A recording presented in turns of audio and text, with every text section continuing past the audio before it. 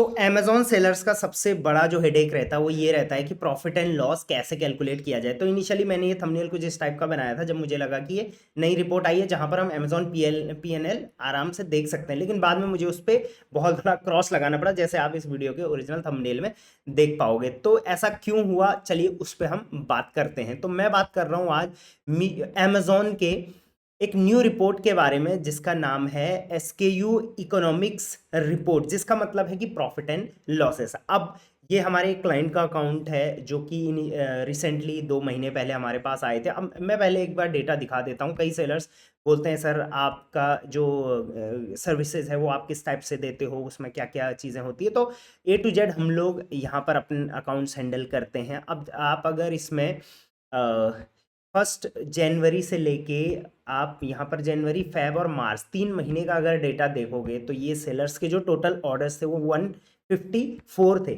अब अप्रैल में हमारे पास आने के बाद, जन फेब मार्च में पूरा करने के बाद 154 ऑर्डर्स 3 महीने में डालने के बाद अप्रैल में हमारे पास आए। और अप्रैल का मैं यहाँ पर डेटा देख लेता हूँ। अप्रैल एंड मई दो, अभी मई चल रहा है तो अप्रैल एंड मई का मैं यहाँ पर डेटा लगा देता हूँ। तो यहाँ पर आप देखोगे 154 टोटल ऑर्डर्स इन 3 मंथ्स से इन्होंने जो चेंजेस किए वो करे हैं 1303 ऑर्डर्स इन 2 मंथ्स। तो आप ग्रोथ देख सकते हैं। तो ऑब्वियसली हमारी टीम इस पर रेगुलर वर्किंग करती है, तो ऑब्वियसली ये चीज़ मुझे आप लोगों को शो करनी थी। चलिए अब बात करते हैं कि जो ये नई रिपोर्ट है इसका क्या फंक्शन है और किस तरीके से ये वर्क कर रहा है और क्या इसमें मिस्टेक्स हैं जो अमेज़न को इम्प्रूव करनी चाहिए। तो एक्चुअल में जो ये एसकेयू इकोनॉमिक्स रिपोर्ट है इसका सिंपल सा मतलब है कि जो आपको प्रॉफिट एंड लॉस हो रहे हैं, जिसको आप रिकंसिलेशन बोलते हो, पेमेंट रिकंसिलेशन या प्रॉफिट एंड लॉस, वो आपको यहाँ पर दिखाया जाएगा। बट इस रिपोर्ट्स को जब मैंने रीड किया तो मुझे पता चला इस रिपोर्ट में कितनी कमियां हैं। अब ये वीडियो बनाने का मेरा मकसद सिंपल सा ये है कि आप ये रिपोर्ट देखकर गुमराह नहीं होना है। आपने इसमें अभी भी बहुत सारी चीज़ें हैं जो अमेज़न को चेंज करनी है। जिस दिन ये एकदम एग्जैक्ट डेटा शो करने लग जाएगा मैं आपको खुद ब खुद इसके बारे में और डिटेल वीडियो बना दूंगा। अभी अगर आपको अमेज़न का प्रॉफिट एंड लॉस समझना है तो आप यूट्यूब पे जाके अमेज़न पेमेंट रिकंसिलिएशन सर्च करोगे, आपको टॉप में हमारी ये वीडियो मिल जाएगी, तो आप जाके चेकआउट कर सकते हैं। थोड़ा लेंदी है बट मैंने इसमें डिटेल में समझाया है। अब इसमें दिक्कत क्या है वो मैं आपको बताता हूँ। सबसे पहले आपको यहाँ पे मार्केट प्लेस सेलेक्ट कर लेना है।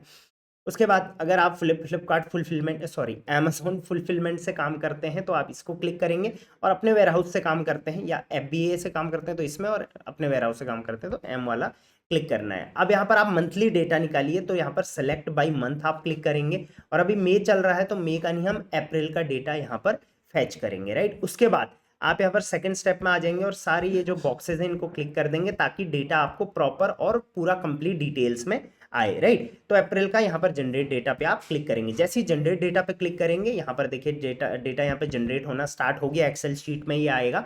इसमें मुश्किल से 1 मिनट का टाइम आपको लगेगा, डाउनलोड का ऑप्शन आ जाएगा। अब यहाँ पर मैं आपके सामने, क्योंकि मैंने ऑलरेडी कर रखा है ये डाउनलोड, तो मैं आपको शो कर देता हूँ। तो 1/4 से लेके 30/4, ये देखिए सबसे फर्स्ट वाला डेटा जो है वो मैंने ऑलरेडी डाउनलोड कर रखा था, तो इसको मैं दोबारा डाउनलोड कर लेता हूँ। जब ये डेटा मैं ओपन करता हूँ तो सबसे पहली चीज़ मैं यहाँ पर देखता हूँ कि यहाँ पर डिटेल में सारी चीज़ें दे रखी हैं। SKU वाइज आपके यूनिट्स, उन पे चार्जेस कितने लगे हैं पूरे मंथ का, और उसमें नेट आपको कितना पैसा आपके अकाउंट में आया है ये दिखाया गया है। अब जो ये नेट सेटलमेंट आपको यहाँ पर दिखाया गया, आप देख सकते हैं यहाँ पर कॉलम नेट प्रोसीड टोटल यहाँ पर दे रखा है।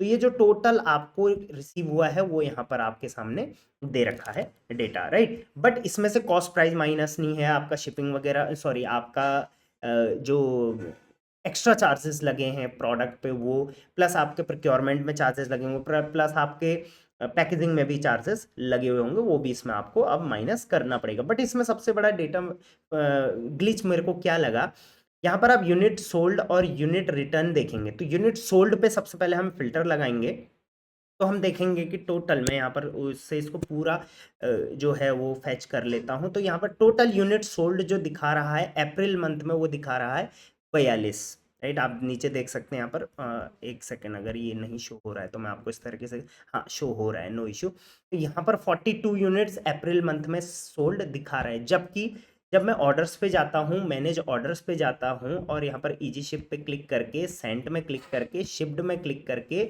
यहाँ पर अप्रैल मंथ का डेटा लगा, मतलब अप्रैल मंथ का यहाँ पर फिल्टर लगाता हूँ, तो देखिए यहाँ पर क्या डेटा मुझे मिलता है। वहाँ पर 42 यूनिट्स हमको बता रहा है, और यहाँ पर अगर आप अप्रैल मंथ का डेटा लगाओगे, ये देखिए 1 अप्रैल से लेके 30 अप्रैल तक का मैंने लगाया तो 188 यूनिट्स यहाँ पर शो कर रहा है। दैट मीन्स कि कहीं ना कहीं हमारे जो रिपोर्ट है उसमें बहुत बड़ी मिस्टेक्स है।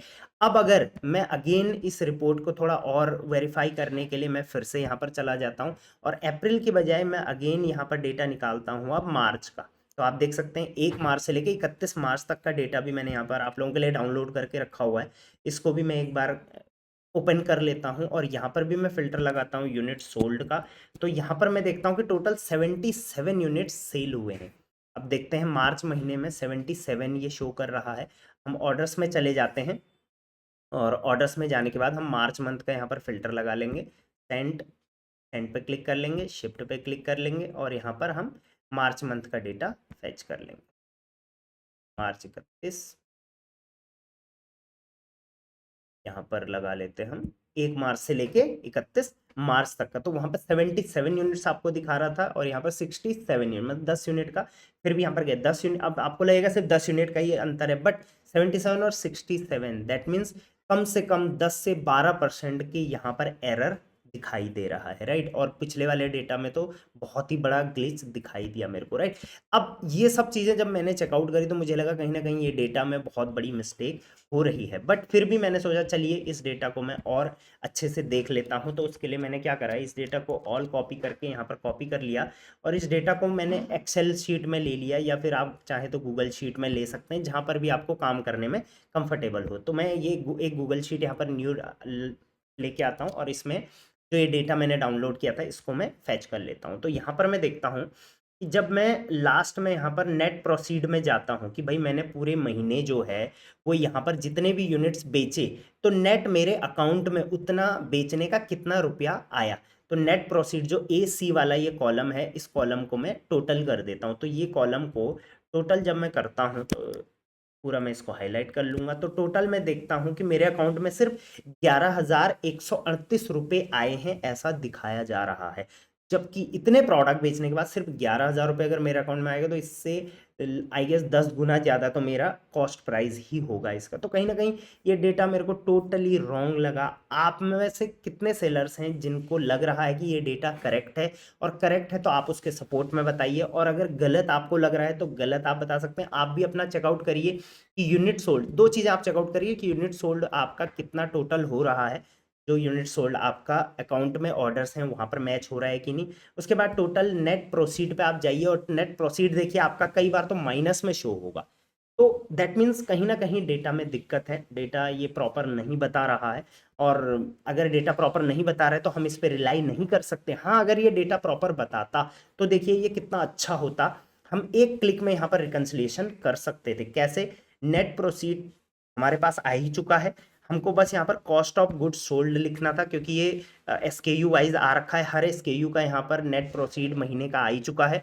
कॉस्ट ऑफ गुड्स सोल्ड हमको यहाँ पर लिखना था, और मिसलेनियस कॉस्ट जो हमारा पर यूनिट पे लगा है वो हमको यहाँ पे लिखना था। और यहाँ पर हम पिवट टेबल लगा के इजीली अपना प्रॉफिट एंड लॉस निकाल सकते थे, बट ऐसा नहीं हो पा रहा है। क्यों? क्योंकि ये डेटा टोटली मुझे मिस्टेकन लग रहा है। कहीं ना कहीं इसमें 10 से 20% या इन केस कई केसेस में ज़्यादा भी मैं देख रहा हूँ इसमें मिस्टेक्स हैं।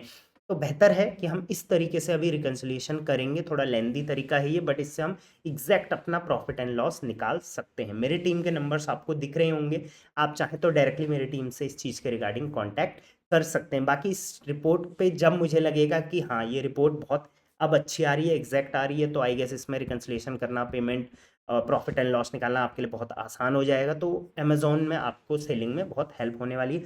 तब मैं इस पर एक डिटेल वीडियो और बनाऊंगा, और जब भी मैं डिटेल वीडियो बनाऊंगा तो इसी वीडियो के फर्स्ट कमेंट में और डिस्क्रिप्शन में उस न्यू वीडियो का लिंक ज़रूर डाल दूंगा, ताकि अगर आप ये वीडियो तक पहुंचे तो वो वीडियो तक ज़रूर पहुंच जाए। तो शेयर करना ये वीडियो अपने सारे अमेजोन फ्रेंड्स को जो अमेजोन्स पर सेल करते हैं, ताकि उनको पता चले कि जो ये नई रिपोर्ट आई है। क्योंकि जब नई चीज़ कोई भी आती है तो सारे सेलर उस पर रिलाई करते हैं, बट कहीं ना कहीं मुझे ये डेटा काफ़ी इनकरेक्ट लग रहा है। आप एज अ सेलर अपनी राय इस वीडियो के में ज़रूर दीजिए। मैं देखना चाहूँगा कि आपने ये रिपोर्ट देखी है नहीं देखी, इस रिपोर्ट में आपको क्या क्या गलतियाँ लगी वो आप ज़रूर बता देना।